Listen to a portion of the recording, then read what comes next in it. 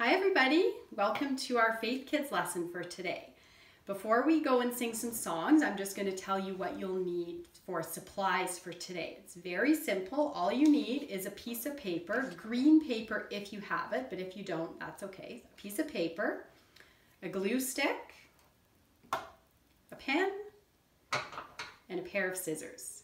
And that's it. So let's sing a couple of songs and then we're going to do a Bible story and a craft.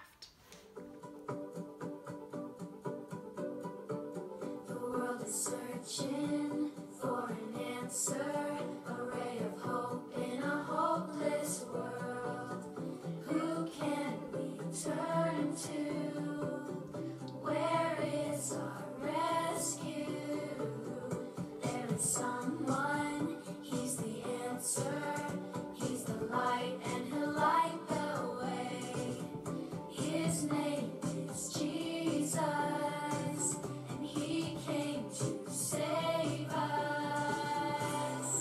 He is the light, light of the world, and he shines all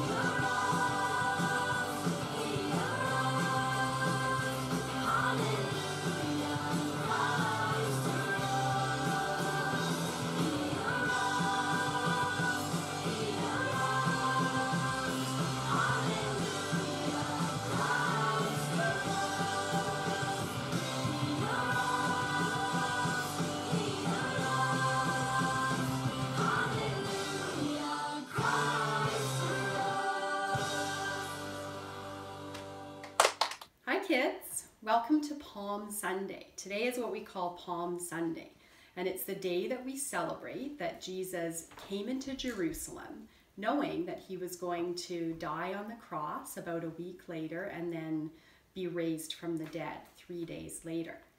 Now, why do we call it Palm Sunday?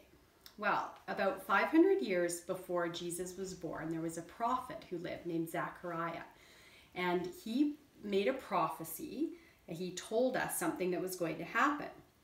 And he said, "See, your king is coming, seated on a donkey's colt." So that day, Palm Sunday, that prophecy came true. And Jesus came riding into Jerusalem, seated on a donkey's colt.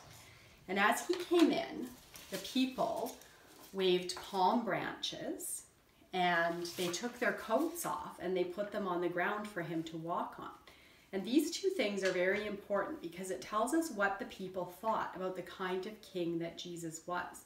Most of those people that were celebrating that day thought Jesus was coming as a great and powerful king in an earthly way. They thought that he was going to be a king that would lead them against the Romans. And so that's why they use these two things, because the coats are kind of like what we would use today as a red carpet. They put them down whenever somebody very important was coming, and that important person would walk on the coats.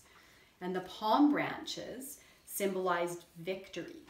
And Jesus knew that he was coming to have victory over sin and over death. But those people thought that he was coming to lead them in a victory against the Romans. And so they waved the palm branches. So the people thought that maybe he was coming to be a king who would live in a castle for many years and lead them in a peaceful time in their lives. Or they might have thought that he was coming as kind of like a soldier king, like a great military leader who would lead them in a battle against the Romans and that they would be victorious over the Romans. Or maybe they thought that he was coming as a king who was going to help them with their money, to help them to become wealthy if they were poor. Well, so Jesus knew that he was a king. He knew that God had sent him to be a king on the earth. But he felt sad for the people because he knew that they totally misunderstood and did not know the kind of king that he came to be. He knew that what the people needed was not a king who was going to be a military soldier. And he knew that what the people needed was not a king who was going to have a lot of money. And he knew what the people needed was not a king who was going to come and live in a castle and rule over them. He knew that what the people needed was not a king of their country. Not a king like the way we might think of a king. Not somebody who was going to lead them in a military battle or who was going to be the king of the country. But Jesus knew that the kind of king he was exactly what the people needed more than any of those other things. He knew that he was going to be the king in people's hearts, that he had come to live in people's hearts, to die on the cross and rise again so that they could be forgiven for their sin and that they could become right with God and have eternal life with him in heaven. He knew that that was what the people needed more than any of those other things. Now, those people didn't understand that. And as the days went by of this coming week, way back then, they slowly, many of them, turned their backs on Jesus. They turned against him. And they were the very same people who were asking just a few days later for him to be crucified. So today, on Palm Sunday, it's important for us to remember that the palm leaf does mean victory, but it doesn't mean the kind of victory that we might think it does. What it means is that Jesus has victory. He has won over death and over sin, and that because of that, he can be the king in our hearts. Hi you guys. Today we're going to be I'm going to be showing you how to make two different kinds of palm leaves. The first one, you're going to take your green piece of paper and you're going to fold it in half. And then you're going to take your scissors and cut sort of a half of an oval. So in the end it should just look like this. Then you're going to start cutting sort of really thin or really skinny, cut thin sort of triangles out of it. And then you can just pull them out. And you want to go quite far into the middle. Yeah. And you just keep doing that. Let's careful not to rip it until you get to the end.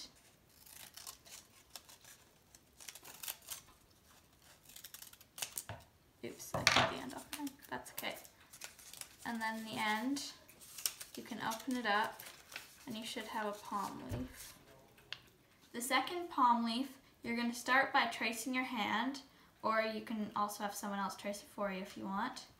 So just make sure to go around each finger.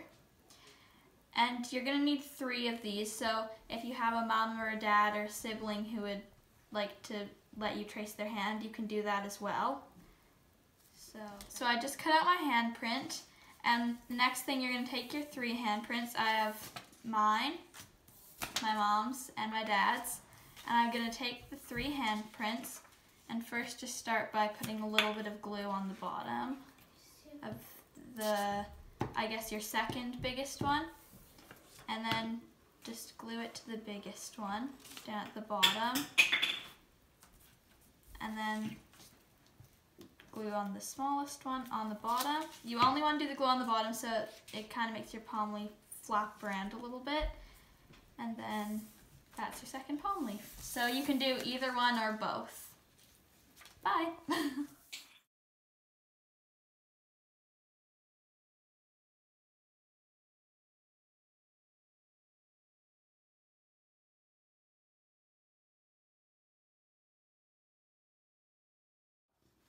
Hi you guys, I'm going to show you how to make I had a frog in my throat.